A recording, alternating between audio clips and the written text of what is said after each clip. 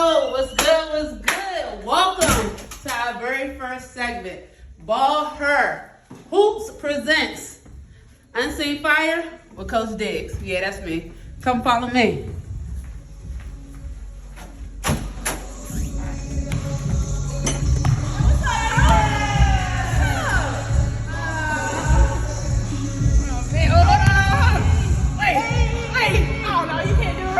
With my left hand up like woo, lobster answer.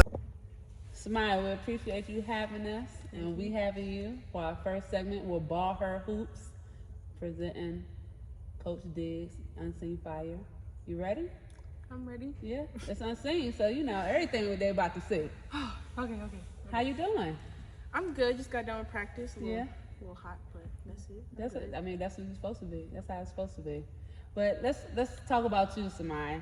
How did you start with basketball? How did basketball come along in your hands? I honestly don't know, but all I remember is that I was born one day and my dad handed me a basketball. so I was like, oh, basketball. I guess that's a sport for me. And then YMCA leagues. I started playing with boys, and I was like, oh, this is fun. Mm-hmm. So I just kept was you balling the boys, or they balling you? You know me, I was balling. Hey. Don't want to feel. Okay.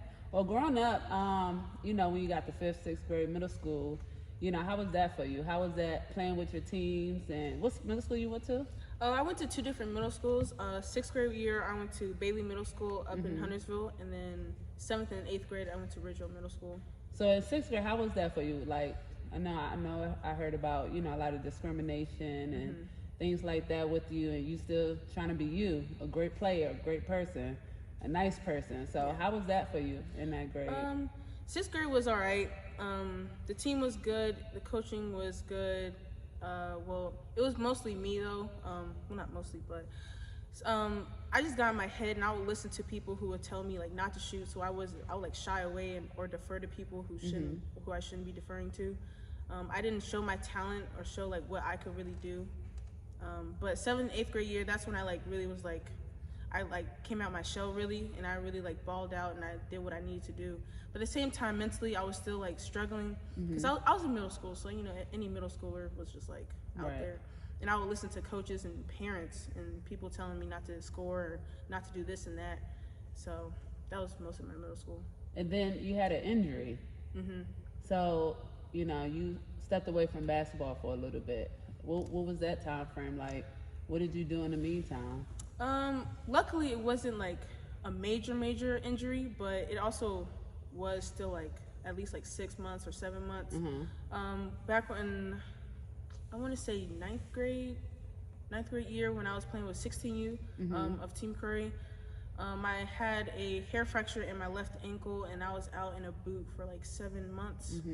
Not 7 months. That. I mean, it was a while though. Yeah, it was pretty long, and I didn't know I was gonna say this, but I missed basketball. So when did you fall in love with basketball? When did you say, okay, this is what I want to do. This is what I love. Like, I need to go play ball. When was that? When did you realize that? I want to say, this is kind of late, but maybe like summer of freshman year coming to 10th grade year. Well, I want to say like just right in the middle of sophomore year. That's when I really like, if I don't like step up, I'm not going to be good, or I'm not going to be like the best I could be. Right. So. And when people had that perception of you and didn't think you was going to be that good, how did you overcome that? I just got sick and tired of people telling me I'm not good. That's right. You know, like these rankings and stuff is just unbelievable to me. And I was like, I don't even look at them no more, because like people just hate for no reason at this point. So I don't even look at Twitter. I don't look at Instagram. I just focus on me and show what I can do on the court. Yeah. Well, speaking of, since you brought it up, Samyha, you're one of the most underrated players in North Carolina and this top kids period. How do you feel about that? Because you're very underrated. Yeah. I mean, I'm just like annoyed a little, but at the same time I kind of blame myself, because like I'm still like, it's kind of late, but like I'm still trying to like get out there. Right. Like even when I do get out there and I have like the best game in the world, they don't really like, oh, They don't really like chat about it. And I'm like, oh, but they chat about this girl who like she didn't really do much. So I'm like, I just need to keep like consistency. That's the main thing about me. I just need to be consistent in every game and show everybody what I can do, because they're like, oh, she does this and that game, and like this and that game she doesn't really do in that game. So I'm like, so how do you keep your spirits up? How do you keep, because I know you're a team leader, especially in high school, and transferring from Mallard Creek to Cannon, like how was that? How did you come in as a leader? How did you encourage yourself to be the best coming into a new school? I couldn't allow myself to listen to others, really. I just had to be like, I just had to give like myself a little pep talk every game. It's kind of corny, but like, words turn into reality. Yeah, so like, I'll like sit there just like with my earbuds in before a game, or just like before practice and be like, push yourself. If you don't push yourself, you're not getting better. So this is basically a waste of time. Yeah. So you might as well get better like this hour, and then you'll see a dramatic difference in the game. So I just got to work hard every practice. So how do you transfer that to your teammates so they can match your energy? I keep everybody accountable. At this point, girls, they get so emotional. I don't even care no more. I'm like, girl, get your act together. They get attitude. You'll be all right next game. Yeah. So I just got to like have that connection with your teammates, so like they can't take it personal, just being a leader. Yeah. So coming off of a loss, going into the championship during high school, how do you get back to that? How do you get back to where you was, and how do you bring home a state championship for your team? Because y'all have the talent. You have the talent. So how do you do that? I feel like that game, I was so hard on myself. Yeah. Because I know if I would have done like, I hate saying this, but if I could have done more, we could have won. I hate saying that. I hate like having like, oh, I should have done this. I hate having like regrets. So, I mean, I was down for like a while, but like I went straight to the gym, and I knew exactly what I had to work on. I knew exactly what the team had to work on. I talked to Drakeford and told him like we should try this and that next year so we can like be better, because we have little bad habits and like little tweaks that we need to get better at. Yeah. I think y'all could do it though. Oh yeah, definitely. I think y'all could do it because y'all still have a young team, so y'all be good to go. Yeah, we get that ring next year. Hey. So, just AAU season now, from last year to this year. How was it, first of all, coming to Team Carey and under Coach Ashley Robbins? How was that? How has that been for you these last 2 years? This year was much better, only because I'm like more familiar of how like the culture is with Team Curry, and I know like what Coach Ashley and Diggs and Kevin, my bad. I know, and Drakeford and all the coaches, I know what they require, what they expect in practices, especially because I'm a point guard and a leader, so I have to step up. Even though I'm young, especially last year, I was one of the youngest on the team, but Coach Ashley still wanted me to be a leader on and off the court. But I think we'll be really good this year if we like keep it up and be consistent every game. Yeah, I think the team is gonna be really good. We'll be consistent. You're right about that. So, how do your parents inspire you with basketball? Like, how do they, play that role in your life when it comes to basketball? My dad was mostly the one parent that was like the hardest on me. Yeah. And my mom, she just wants me to be happy. Whatever I do, she's like, "Oh, you want to go? Go ahead, girl." I'm like, "Thanks, girl." And she was like, "You going to practice? Go, girl." I'm like, "Okay." My dad's like, "You going to practice?" So I was like, two different parents. But my dad was like the hard one. We didn't have the best relationship, but like as I grew up, I started to realize that he was right about everything. Whatever. He was right, so it was really my dad.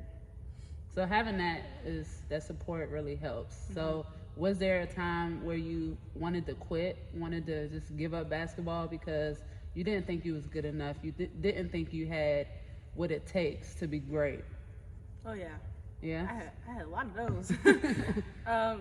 Yeah, like after a game when I couldn't drive, I couldn't whip. Yeah. I had to go, my dad's always there, so I was like, oh, we're finna take the longest route home so he could talk to me the whole time. I was like, man, what if I just didn't play? This wouldn't even be a thing. So I was like, and then like, especially games I do bad on, or like I could have done better on, I'm like, oh, this is not for me. I'll just quit. But at the same time, like, I hate quitters. Yeah. And I can't be a hypocrite. So I'm gonna be like, let's keep pushing. Yeah, that's awesome. Well, now that you're committed, you're going to Virginia Tech. How did that come about? What made you pick Virginia Tech? Why are you going to VA, where I'm from, where you should be? How did that come about? How did that come about? All these colleges say, oh, it's a family atmosphere. Yeah. But when I really went over there, like, I just felt it. Like, it's kind of like cliche a little, but like, I really felt it over there. I had a personal Q&A with all the players, and like, they said, Coach Brooks and the assistants, he actually has one-on-one time with their players, each one of them, and that's like, that really opened my eyes about the coaches and like the coaching staff and the family atmosphere there, because you don't hear like the head coach having one-on-one time with each player on the team. That's just like really rare, and like how he has a plan for each player to get better. And as I watched them throughout the years, I've seen every one of the players gradually get better, and that's like, that really like made me think, oh, I'll be a great fit for them. I'll be happy over there. Yeah. That's what's up, Samyha. Thank you. Well, congratulations on that. Thank you. And what do you think you need to do to prepare for the ACC, to prepare for Virginia Tech, coming up on your senior year this year in high school ball and your last year of AAU? Conditioning. And IQ, just knowing where is the ball, where's the people on the court, who's the shooters, personnel, really. Yeah. Yeah. You think you could do it? I know I can. I just gotta work. There you go. What would you say to girls today that want a D1 scholarship that you have, that wants to play high-level basketball that you're about to go play? What would you say to them? I would say, know what you do well and be the best at it, and don't let coaches and parents tell you what to do and what not to do in the game. And if you're good at something, just like be the best at it, really. Don't feel down if you have a bad game. Just know this is a learning opportunity. If you don't fail, you don't get better.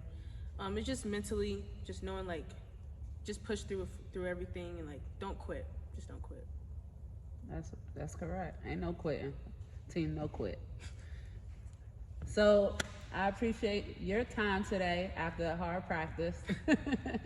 But you are first player for this segment, Unseen Fire with Coach Diggs. That's me. So I appreciate your time. Thank you so much. Thank you.